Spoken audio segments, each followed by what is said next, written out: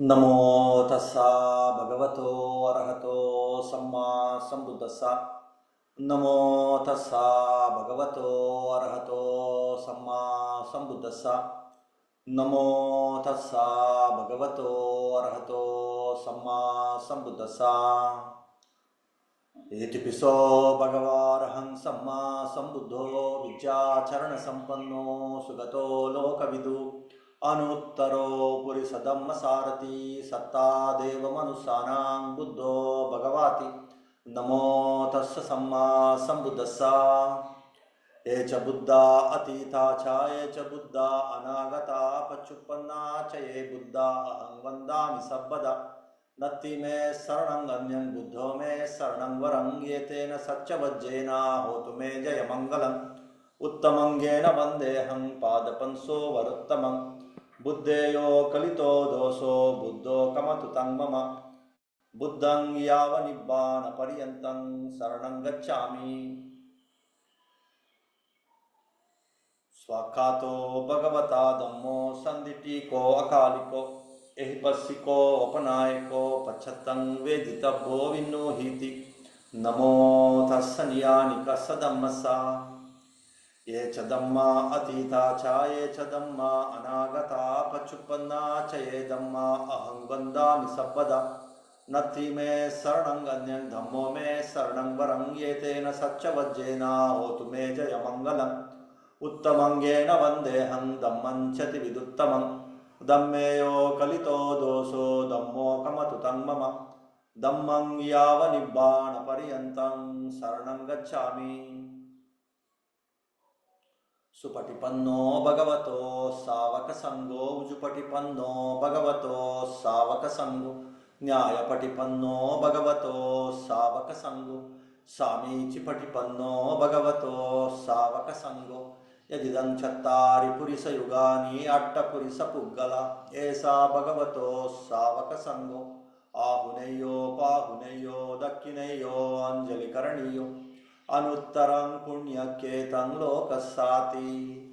नमो तस्स अट्ट अर्यपुग्गला महासङ्गस्सा। ये च संगा अतीता च ये च संगा अनागता पच्युपन्ना च ये संगा अहं वन्दामि सर्वदा।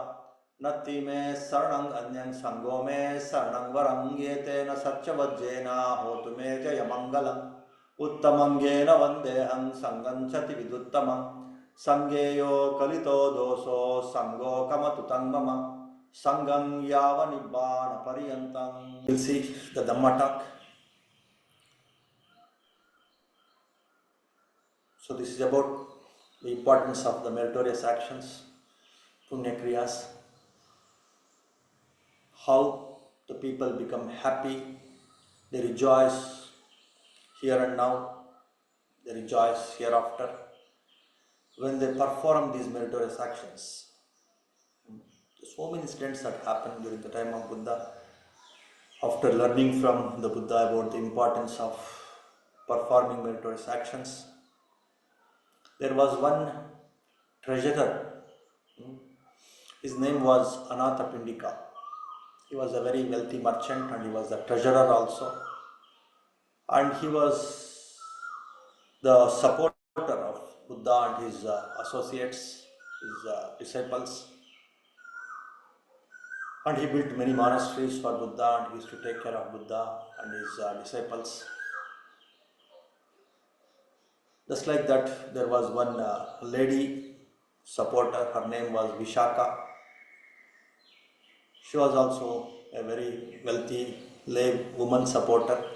She also used to build so many monasteries and she used to take care of Buddha and his disciples. And this Anathapindika, he had 3 daughters. And of course all his family members, they became devout followers of Buddha.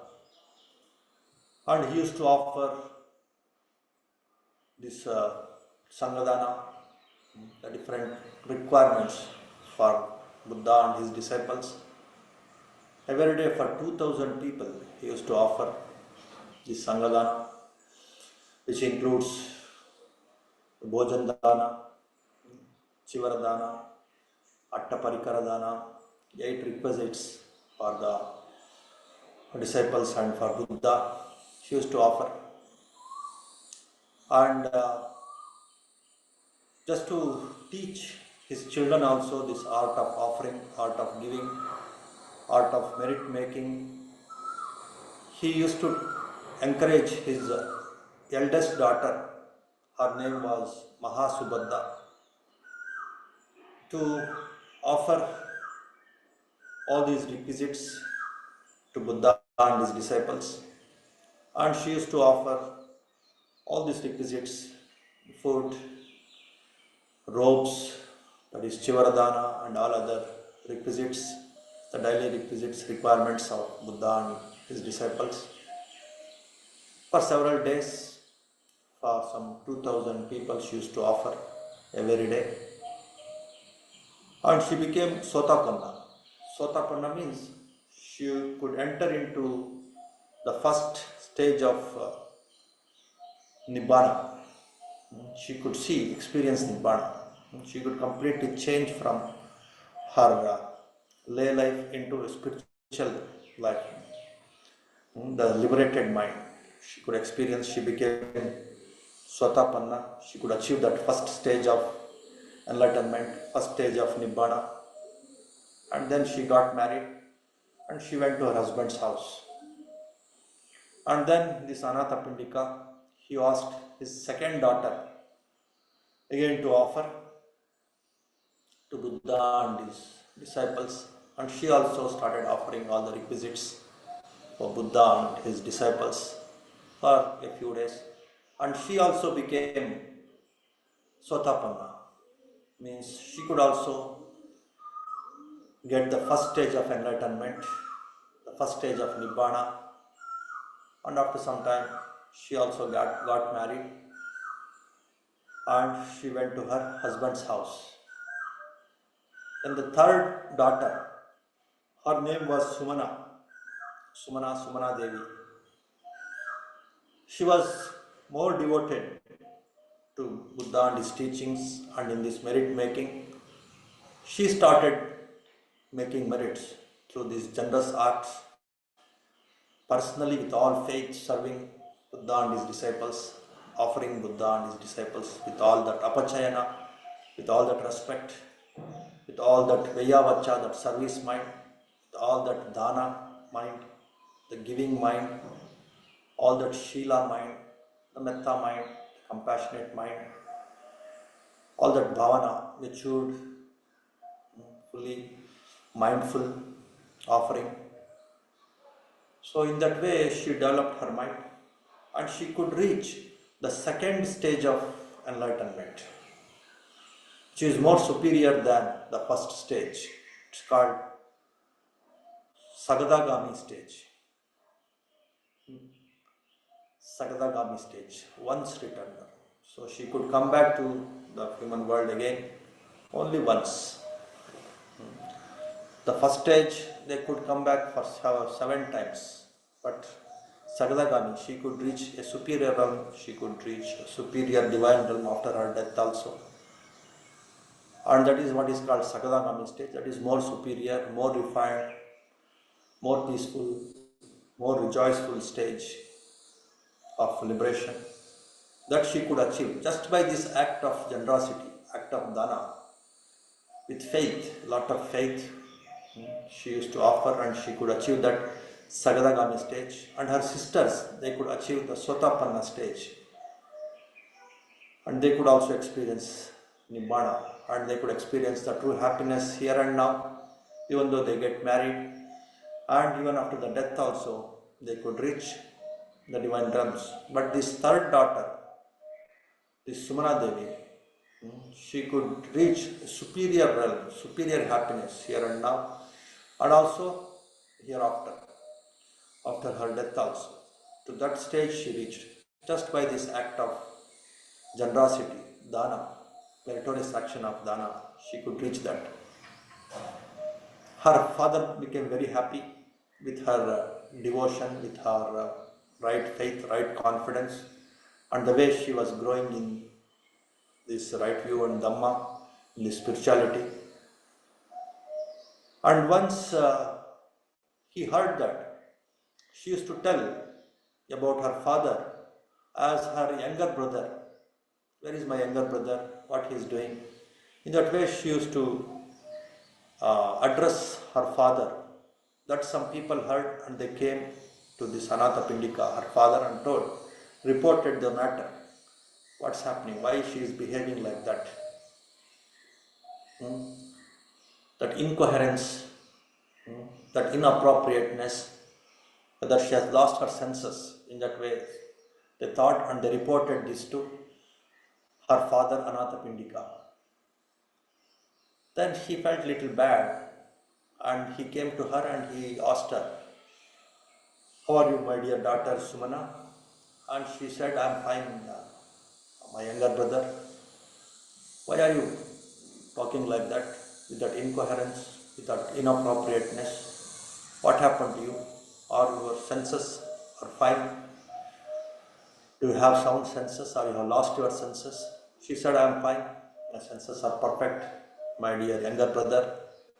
In that way, she addressed her father. And she addressed him that she is going to leave now. "Are you scared, my dear daughter?" In that way, he asked her. "No, I am not scared, my dear younger brother." In that way, she told him. And she died immediately after that. And he felt very bad and he started weeping because uh, he lost his daughter in front of him, and also she lost her senses. In that way, he thought she was behaving in a very inappropriate and very inconsistent, very incoherent way. She might have lost her senses. In that way, he thought, weeping and crying, and he came to Buddha. Though he was also a Sotapanna, he could also reach that stage of uh, Sotapanna, the first stage of Arhanthood, the first stage of liberation, enlightenment. He came to Buddha and he told him that he lost his daughter, third daughter, Sumana.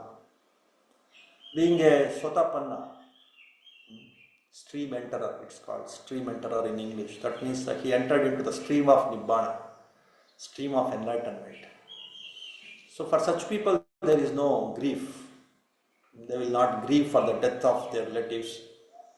So they will be quite peaceful.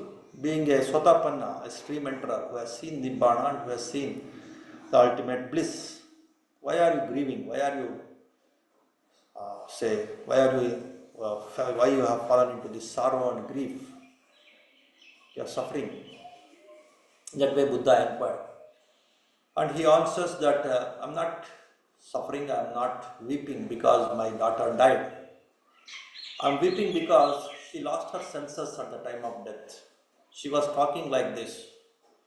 She was addressing me as younger brother. So that's what is actually hurting me. That's what is creating a lot of grief in me, a lot of sorrow in me. In that way, he answered this Anatha Pindika, the treasurer, the chief supporter of Buddha. Then Buddha gave him the clarity. She addressed him as younger brother because in this spiritual growth, she is more elder to you. She has reached the second stage of enlightenment, second stage of liberation. But you are in the first stage only. In that way, you are younger to her in the spiritual maturity. So keeping that in the mind, she addressed you and in a way she motivated you to develop the mind, to perform the meritorious actions with more faith and involved directly in service and generosity and morality, all these meritorious actions, and to reach the higher stages. That's what is her intention. Now she has taken rebirth in a very divine realm, Tusita realm, where the Buddha was in that realm before he came to this world, human world. In his previous life, he was in this Tusita world. It's a very superior divine realm. She is enjoying all the happiness, all the bliss of the divine life in that Tusita realm. At the time of death also, as she told you, she was not having any fear, very confidently, very joyfully, with lot of happiness and delightness. She died and she took rebirth in a very divine realm where the happiness is much more superior, much more subtle. So in that way, there is no need to be bothered about her. She addressed you as younger brother because to motivate you that you have to progress spiritually, and also to make you very clear that she is having a more peaceful, more delightful life in this world, in the human world also, and later in the divine world also. She is having a superior life, more blissful and happy life. That's what she intended to teach you. In that way, Buddha explains about the intentions, the behavior, the way of she was addressing to her father. After listening to this, Anathapindika became very happy, and he became much more serious in his offering, in his services, in his generosity, in his devotion and faith in right view, in these teachings, in these meditations, and he progressed in this path. So, what is the message here? What is the intention here? So, involving in these meritorious actions, it will give happiness here and now. One will die very peacefully, very blissfully, and leave this world, and one will reach a very superior, blissful, divine realm, divine plane of existence, where they enjoy much more happiness, much more delight, much more peace, much more bliss. That is point number one. Point number two is like her sisters, when they are involved in this generosity, then they started getting the good worldly life. They could marry some good husbands, and they could lead very superior human life also, householder's life also. So that is the power of meritorious actions. For the householders, merits are the key for their happiness. Without merits, no happiness. So in that way, you have to understand this incident that happened during the time of Buddha. And Buddha says in this discourse, Ida nandati, Pecha nandati, Katapunya Ubayatta nandati. So what does it mean? Ida nandati means like he will be happy, he will experience true happiness, he will be delighted, he will experience true bliss, he will be blissful, he will rejoice. Ida means here, that means in this life. Pecha means hereafter. Hereafter also, Tachanandati, hereafter also they will rejoice, they will be delightful, they will experience superior bliss. Who? Katapunya, one who does the merits, meritorious actions. Kata means one who has done. Punya means the right, good, meritorious actions. Katapunya Ubayatta Nandati. Ubayatta means in both the places. That means here in this world and hereafter, in the next life also. In both the places, they experience superior happiness, superior bliss. That is what is Katapunya Ubayatta Nandati. So,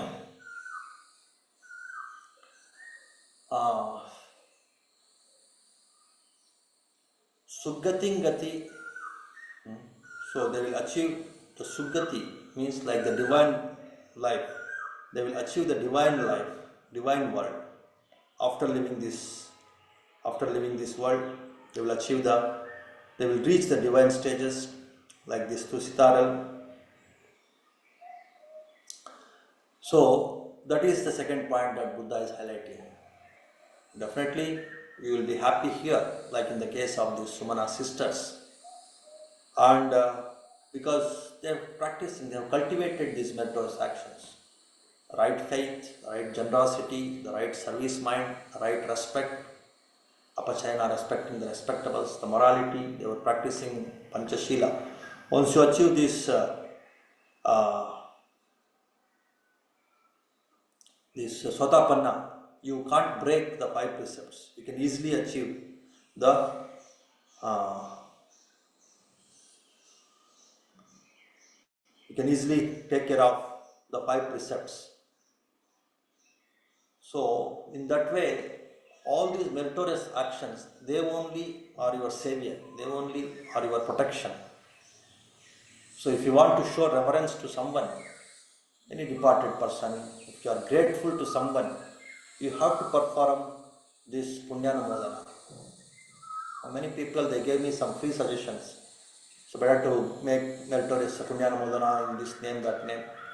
But it's all nonsense. If you want to show your reverence, your gratitude, you should perform this meritorious action. That is the best way to respect someone.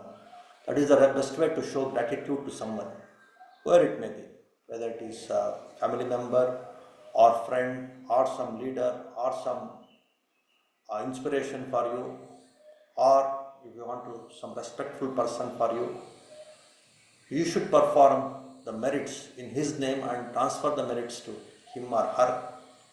That is the true way, that is the right way, proper way to respect someone, proper way to show your uh, true gratitude, true concern, true respect to such person. So in that way, you should understand this Dhamma talk, understand this Gatha.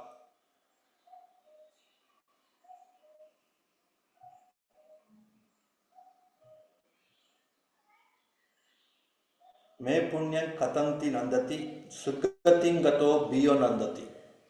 Exceedingly, biyo nandati means exceedingly they will be delightful, they will be blissful. After living this body, after this life, they will reach Sugati, superior realms, superior divine realms. So, biyo sugating gati. So, they will reach exceedingly superior and divine realms. There, they will be more blissful, more happy. So, that is what is the Buddha's assurance in merit making, in practicing meritorious actions. So, that way, don't hesitate. Don't be too over smart, over intelligence in whether to do. I am a great meditator. Don't be arrogant also. I know all Dhamma, I know all meditation. So there is no need of meritorious action. You are the greatest fool. Merits, they will create the right platform even for meditation. So in that way, understand the importance of merit making, have right faith in the merit making, then they will become a great savior. And not only savior, it will give immense true happiness, true joy, that blissfulness here and now.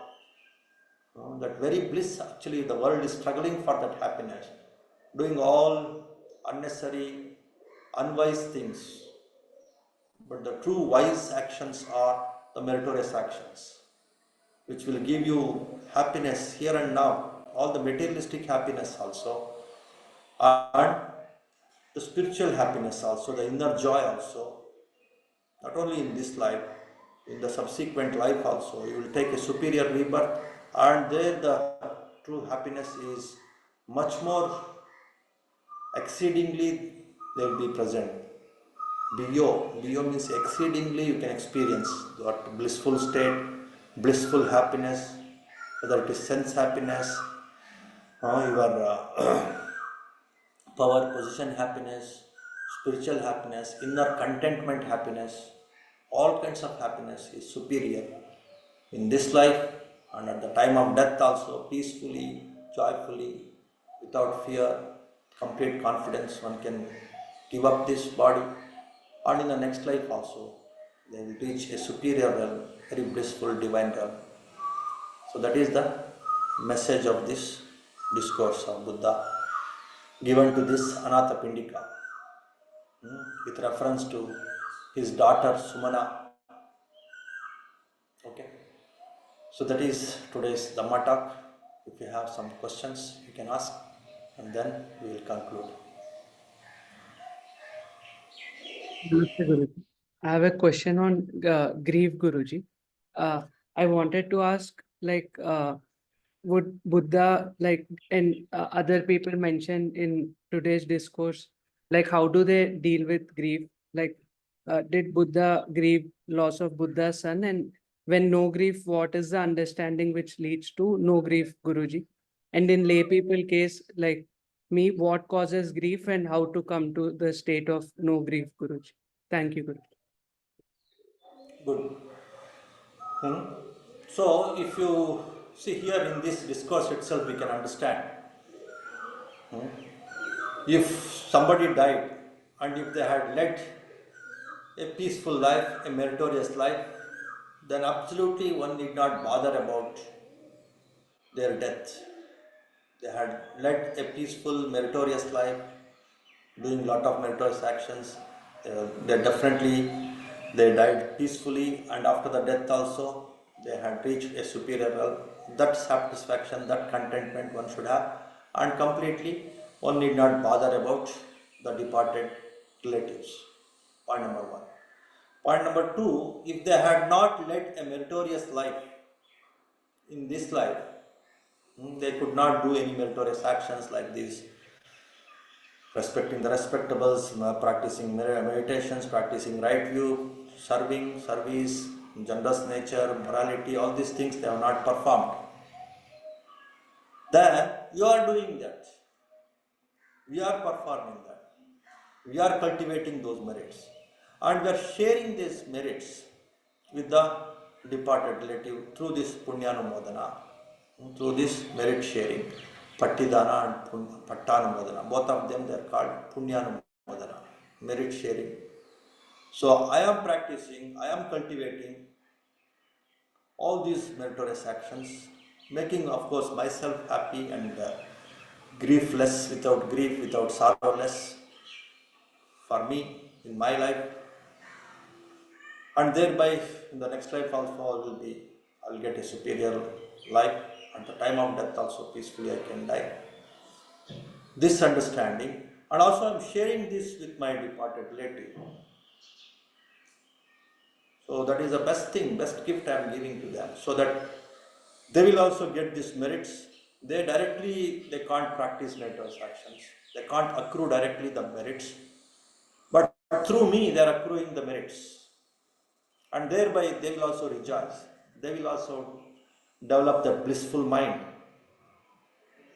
wherever they are, and from there, after that life, they will reach a superior life, superior divine realm, because of my shared merits with them, because of accepting my merits, their accrued merits, and that will make them happy, and after that life, they will get a superior life. If that understanding is there, then there is no question of grief at all. Grief means what? Could not do something. So thinking about that, we suffer. That is what is grief.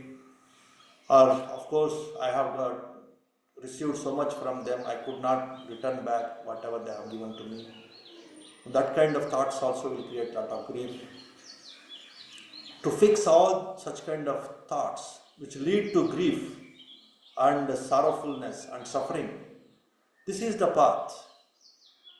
I should accrue these merits. I should share these merits with the departed relatives. That is the only way. That is the royal way. So if I am doing this, and where is the question of grief? Where is the question of developing any kind of sorrow? If that understanding is there, then all grief will go away. Of course, Buddha never bothered about the death of anyone for that matter. Not only when he was Buddha, even when he was Bodhisattva, even when he was a would-be Buddha, that means who is working for enlightenment, not knowing anything about the teachings of Buddha, though in those times also, Buddha was least bothered about the death, because he knew death is death. It is inevitable, as he is told to Anathapindika also. Yeah, being a Satapanna, why should you grieve? Why should you have sorrow about your daughter? So, in that very question itself, one can understand the mindset, the mentality, the maturity of Buddha's mind, the understanding of Buddha towards the death. So, in that way, death is a very natural phenomenon. It is a temporary end to the temporary movement of one's mind in this existence. If something, anything that creates grief in me, it's because of not doing something. So that one has to fulfill it by doing something. What one has to do? By doing these meritorious actions. We can fulfill it and then sharing the merits of these meritorious actions with them. Then that will be complete. Because you are fulfilling that lacuna, that deficiency, that what you have not done, that you are fulfilling it. That's how the grief will go away. In his previous lives also, Buddha, when he lost his wife, so he sat next to that dead body, and he had to finish off his morning meal, and he just sat and he ate the meal, and then he did all the rites and rituals that are supposed to be done with that equanimity, with that understanding, with that wisdom that death is inevitable. He was very, very dearest wife to him. So, with the understanding, the grief, the worry, the suffering will automatically go away. Because what next I have to do, that was very clear in his mind. Let me cultivate more and more merits and share with my departed relatives. That is the only way I can do. That's what he did also. And there is one more Jataka story, that is previous lives story of Buddha. There he was called Rama Pandita, and he was in the forest, just like in this story of Ramayana. He and his brother and his sister also. And some news came to him that his father died, to this Rama Pandita. And everybody, they were weeping. So many people came to give this information, to this news to Rama. And everybody, they were weeping, crying, because he was such a good king, and because they loved him and his children also, like Rama. But Rama was very, very equanimous.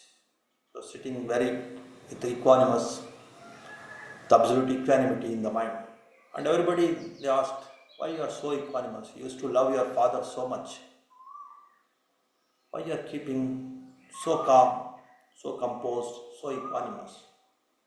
Then Buddha gave a discourse on how to become equanimous at the death of the people. The importance of equanimity, he gave a discourse, something like this. No need to be worried about the death, no need to suffer about the death. Death is a natural phenomenon. To show our concern, to show our gratitude, to show our respect, what I have to do, that I know very clearly. So if I want to show my concern to my departed father, I have to perform the meritorious actions, progress in these paramis, progress in this generosity, truthfulness, morality, service, everything. And of course, mainly cultivating this right view and this mind culture. So even as a layperson, even as a king, he knew the importance of all these meritorious actions. Because of that, I'm quite calm, quite peaceful, quite equanimous, even after listening to this news of my father's death. In that way, he gave one discourse. That is also a very famous discourse. His name Rama Pandita. Rama. That is about, people will quote that discourse whenever they want to explain this equanimity, the power of equanimity. Equanimity comes with lot of understanding. If you have understanding and wisdom, then only you can become equanimous. What is the wisdom? What is happened is happened. What next I have to do? So this is what I have to do. This is what I am going to do. If that clarity is there, that is what is wisdom. If that wisdom is there, then there is automatically there is equanimity in the mind. Then automatically the grief will not be there when that equanimity is there. So in that way, Buddha used to handle the death of near and dear ones, whoever it may be. So that is about the equanimity, the wisdom behind equanimity, to come out of grief, to come out of the grief that comes, that arises because of the death of near and dear ones. Today some people, they told me, they gave some free suggestion to conduct something. So they have to perform these meritorious actions. Then they show their respect to someone whom they really respect. That is a true way to respect, true way to show concern even to the departed person. If that clarity is there, there is no question of hypocrisy, there is no question of arrogance, there is no question of grief. So in your question you asked about grief, but some people, they show their respect and gratitude arrogantly. That will never help. Unwisely, arrogantly, that will not help the departed loved ones. You should perform the meritorious actions and share those merits with the departed loved ones. Then only it helps. It helps you and it helps the departed relatives. Okay. Thank you, Guruji.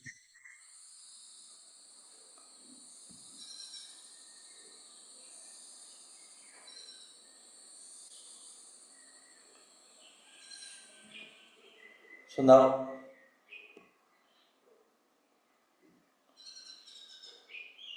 we will conclude small chanting.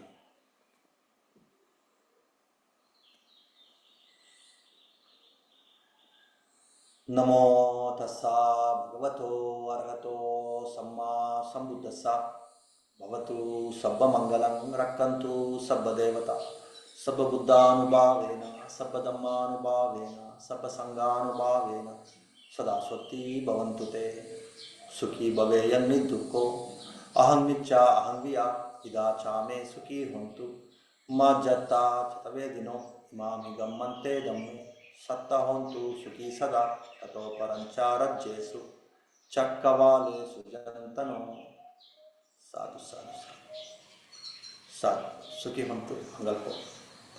May all of you be happy, healthy and peaceful. May all beings also be happy, healthy and peaceful. Sukhi Vantu.